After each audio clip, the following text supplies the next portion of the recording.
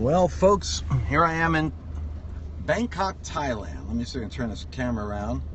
Whoops. America right now, time-wise. So that means that it's like 6 in the morning. So my crowd's not up. Hey, my hair's soaking wet. I just got out of the shower. Too much information, I know. Anyway, nobody cares here because it's monsoon season. You should have seen the rain coming down in Thailand and Bangkok. I mean, sheets of rain just coming down on us.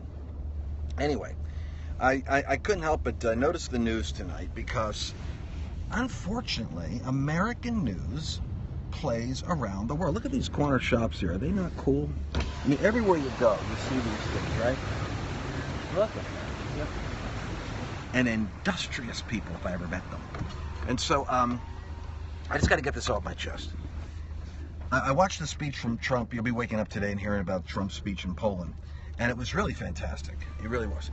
But here's the thing, like I'm listening to CNN, and I tell you, it's crazy pill time. Do you know why? And they're obsessing. Donald Trump didn't mention enough about Russia. He didn't mention enough about interfering with democratic elections. And if they don't deal with this interference right now, Russia's only going to be emboldened to continue to do it. Somebody needs to hit the pause button with this entire train of thought and stop it before it gives us a migraine. Because here's the truth. Do you know why Russia made it a point to interfere with our election, which didn't affect the outcome? It didn't get to the electoral college level. It didn't get to the ballot box. It was just hacking emails and releasing some, naughty little, secrets from John Podesta now and then. Here is the reason why Russia did it.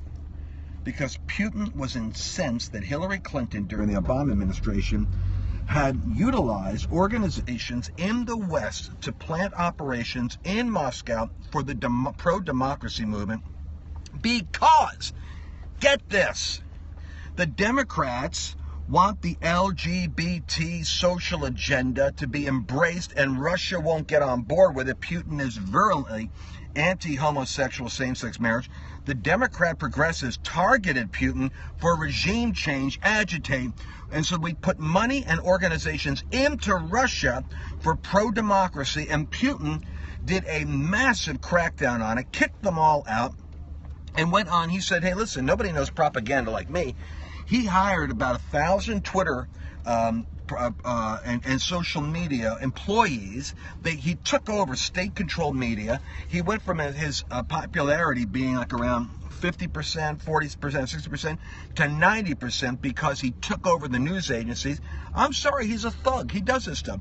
He killed journalists, drove them out of the country, cracked down on opposition, started putting out positive memes and data, and then went on the offensive and decided to let Hillary experience what it's like to have your political system meddled with by a foreign power. So I'm not endorsing Putin. I'm just saying that's why he did what he did. And so America has to get off its little baby hobby horse there, sucking its thumb, being all offended because Putin better learn his lesson. He better cut that out because we did it to him, and that's why he did it to us. So America is guilty of this stuff too. Tell your neighbor. Share this post. Get the word out, America. Now, I'll tell you something else that's driving me crazy with the adolescent, brainless, embryonic thinking of journalism at CNN and MSNBC. And pardon me for being so opinionated, but since I'm compensating for the majority of Christian ministries that don't give opinions in these things, so I'm making up for the absence of opinion. Here is what you need to know. The second thing that's driving me crazy is they're all going, well, what's Donald Trump going to do when he gets face-to-face with Vladimir Putin? Everybody's worried about whether Donald Trump is going to be able to, Putin, he's been 17 years a president. He's been 30 years a KGB operative. He's a shrewd character. He's a dangerous man. He's a super spy.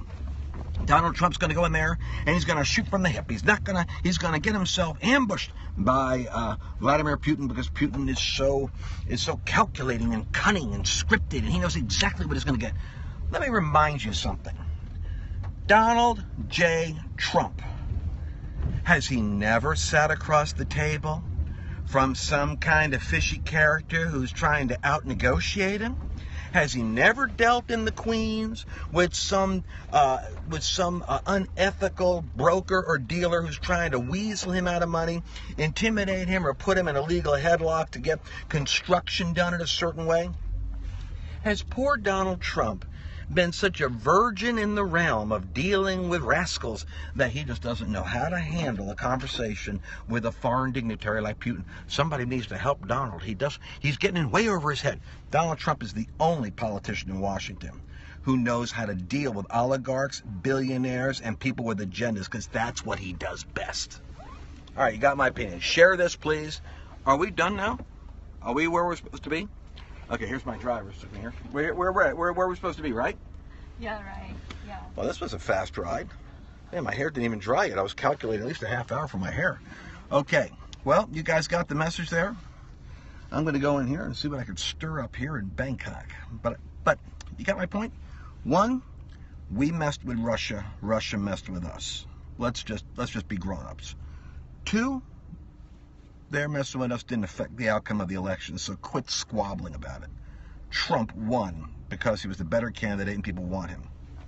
And three, don't worry about Donald Trump being a novice, a baby in that shark tank with a real shark from Russia. Donald Trump knows how to negotiate with characters that are bad actors. He's done it his whole life. Trust me on that one. He beat 15 experienced politicians who knew the game better than him. He knows how to beat Putin. Pray for him, that's all. Pray that he doesn't get overconfident. Pray that he stays sensitive, humble, and shrewd and sharp and confident.